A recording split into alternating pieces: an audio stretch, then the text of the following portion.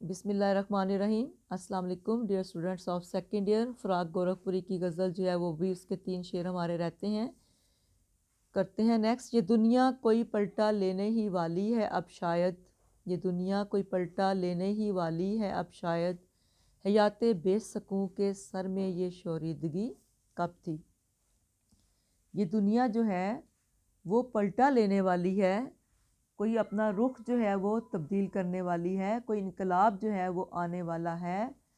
तो ये हयाते बेसकून, ये हमारी ज़िंदगी जो कि परेशान हाल थी, बेसकून थी, इसके सर में ये शोरीदगी, शोरीदगी कहते हैं दीवानगी को, जनून को, बेसकूनी को।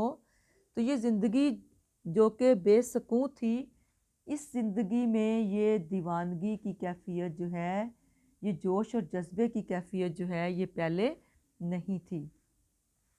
इस शेर में शायर ये कहना चाहता है कि कोई ना कोई तब्दीली जो है, कोई इनकलाब जो है वो वक़ूफ़ पज़ीर होने वाला है, क्योंकि मेरी बेसकून ज़िंदगी में इससे पहले ये शोरीदगी जो है, ये हलचल जो है, ये दीवानगी जो है ये नहीं थी। कब थी से मुराद ये है नहीं थी।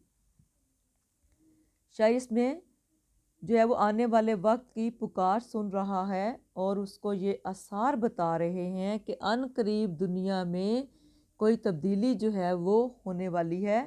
पलटा से मुराद तब्दीली होने वाली है। और आज इस दुनिया में हर तरफ बदअमनी और इंतशार का जो है वो दौर दौरा है, और इंसान अपने मकसद हयात को भूल चुका है। मफाद परस्ती और नफ्सा नफसी के इस आलम में, दुनिया में नए नए मसाइल जो हैं वो पैदा हो रहे हैं, और ज़िंदगी जो है वो बेसकून हो गई है। ज़िंदगी में सुकून जो है वो नहीं रहा। लेकिन अब वो वक्त दूर नहीं है जब ज़िंदगी में ये फिर इससे इनकलाब जो है वो पैदा हो जाएगा। एक शेर लिखें ज़रा।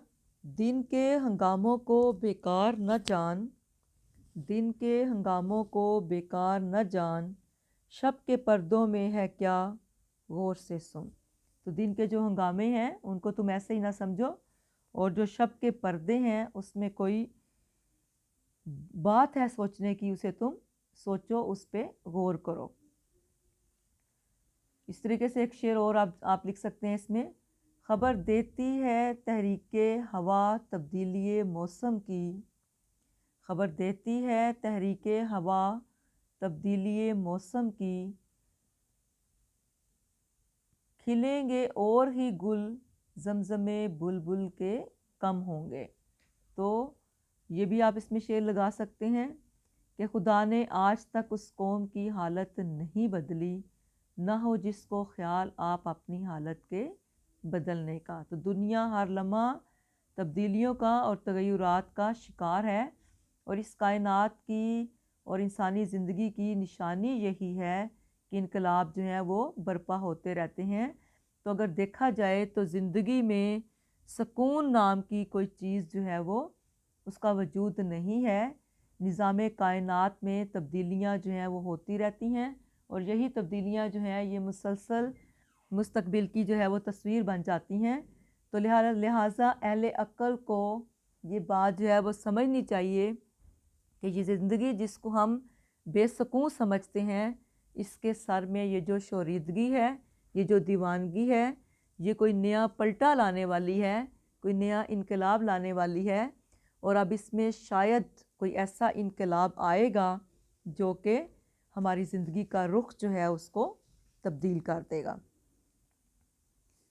नेक्स्ट। मेरे गमों ने ए दुनियाए गम चमका दिया तुझको, मेरे गमों ने ए दुनियाए गम चमका दिया तुझको, तेरे जुल्मत कदे में ज़िंदगी की रोशनी कब थी।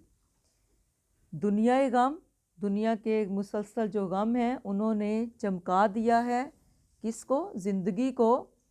तो ए ज़िंदगी तेरा जो जुल्मत कदा था, जुल्मत कदा कहते हैं तारीक जगह को जहाँ पे रोशनी ना हो। तो ए ज़िंदगी तुम्हारी दुनिया में तारीकी थी, जुल्मत कदा था, अंधेरे थे, लेकिन मेरे जो नगमे हैं, मेरी जो शायरी है, मेरे जो अशार हैं, मेरे जो गीत हैं, انہوں نے پوری دنیا کے غموں کو چمکا دیا ہے، روشن کر دیا ہے۔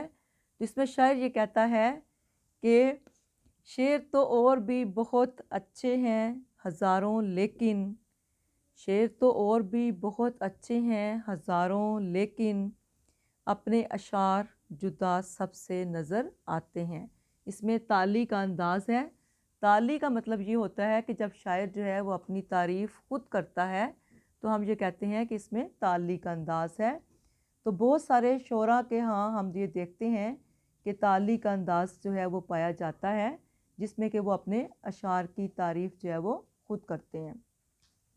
جیسے کہ فراق نے ہی ایک جگہ کہا، گونج اٹھے گلشن ہستی تیرے نغموں سے فراق، گونج اٹھے گلشن ہستی تیرے نغموں سے فراق، وہ غزل چھیڑ جسے سب کہیں ساز حیات۔ تو کہتے ہیں کہ فراق گورکھپوری کا ہی شعر ہے، کہتے ہیں کہ ایسے نغمے، ایسی شاعری جو ہے وہ تم چھیڑو کہ جس سے زندگی کے تمام ساز جو ہیں، تمام گیت جو ہیں وہ گونج اٹھیں اور زندگی میں گلشن جو ہے وہ کھل جائے، وہ پھولوں سے زندگی جو ہے وہ بھر جائے۔ تو شاعر نے اس شعر میں دنیا کو ظلمت کدے سے تشبیہ دی ہے، اور ظلمت کدے کے میننگز جو ہیں وہ میں نے آپ کو بتا دیے ہیں کہ تاریک جگہ، تاریکی سے بھری ہوئی۔ تو یہ زندگی جو ہے اس میں تاریکیاں ہیں، اور دنیا میں جو تاریکی ہے اس کا جو فسوں ہے، اس کا جو جادو ہے وہ ٹوٹ گیا ہے، اور وہ کس سے ٹوٹا ہے؟ وہ شاعر کے نغموں سے، شاعر کی شاعری سے۔ نیکسٹ کرتے ہیں، فراق اب اتفاقات زمانہ کو بھی کیا کہیے، فراق اب اتفاقات زمانہ کو بھی کیا کہیے، محبت کرنے والوں سے کسی کو دشمنی کب تھی۔